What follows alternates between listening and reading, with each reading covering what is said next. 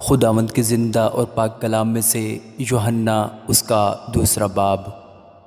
پھر تیسرے دن کانائے گلیل میں ایک شادی ہوئی اور یسوع کی ماں وہاں تھی، اور یسوع اور اس کے شاگردوں کی بھی اس شادی میں دعوت تھی۔ جب میں ہو چکی تو یسوع کی ماں نے اس سے کہا کہ ان کے پاس میں نہیں رہی۔ یسوع نے اس سے کہا، اے عورت، مجھے تجھ سے کیا کام ہے؟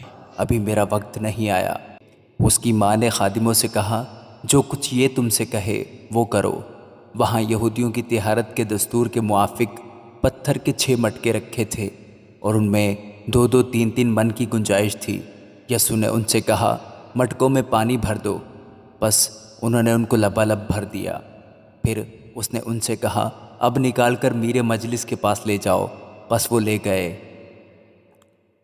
جب میرے مجلس نے وہ پانی چکھا جو میں بن گیا تھا، اور جانتا نہ تھا کہ یہ کہاں سے آئی ہے، مگر خادم جنہوں نے پانی بھرا تھا جانتے تھے، تو میرے مجلس نے دلہا کو بلا کر اس سے کہا، ہر شخص پہلے اچھی مے پیش کرتا ہے، اور ناقص اس وقت جب پی کر چھک گئے، مگر تو نے اچھی مے اب تک رکھ چھوڑی ہے۔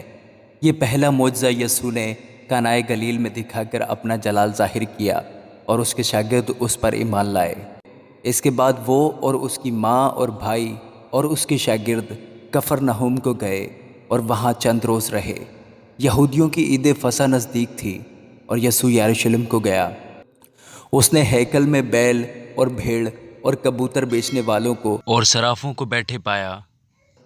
اور رسیوں کا کوڑا بنا کر سب کو، یعنی بھیڑوں اور بیلوں کو ہیکل سے نکال دیا، اور صرافوں کی نقدی بکھیر دی اور ان کے تختے الٹ دیے، اور کبوتر فروشوں سے کہا، ان کو یہاں سے لے جاؤ، میرے باپ کے گھر کو تجارت کا گھر نہ بناؤ۔ اس کے شاگردوں کو یاد آیا کہ لکھا ہے، تیرے گھر کی غیرت مجھے کھا جائے گی۔ بس یہودیوں نے جواب میں اس سے کہا، تو جو ان کاموں کو کرتا ہے ہمیں کون سا نشان دکھاتا ہے؟ یسوع نے جواب میں اس سے کہا، اس مقدس کو ڈھا دو تو میں اسے 3 دن میں کھڑا کر دوں گا۔ یہودیوں نے کہا، 46 برس میں یہ مقدس بنا ہے، اور کیا تو اسے 3 دن میں کھڑا کر دے گا؟ مگر اس نے اپنے بدن کے مقدس کی بابت کہا تھا۔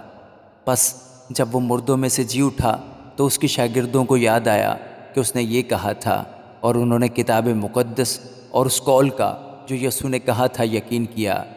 جب وہ یروشلم میں فصح کے وقت عید میں تھا تو بہت سے لوگ ان معجزوں کو دیکھ کر جو وہ دکھاتا تھا اس کے نام پر ایمان لائے، لیکن یسوع اپنی نسبت ان پر اعتبار نہ کرتا تھا، اس لیے کہ وہ سب کچھ جانتا تھا، اور اس کی حاجت نہ رکھتا تھا کہ کوئی انسان کے حق میں گواہی دے، کیونکہ وہ آپ جانتا تھا کہ انسان کے دل میں کیا کیا ہے۔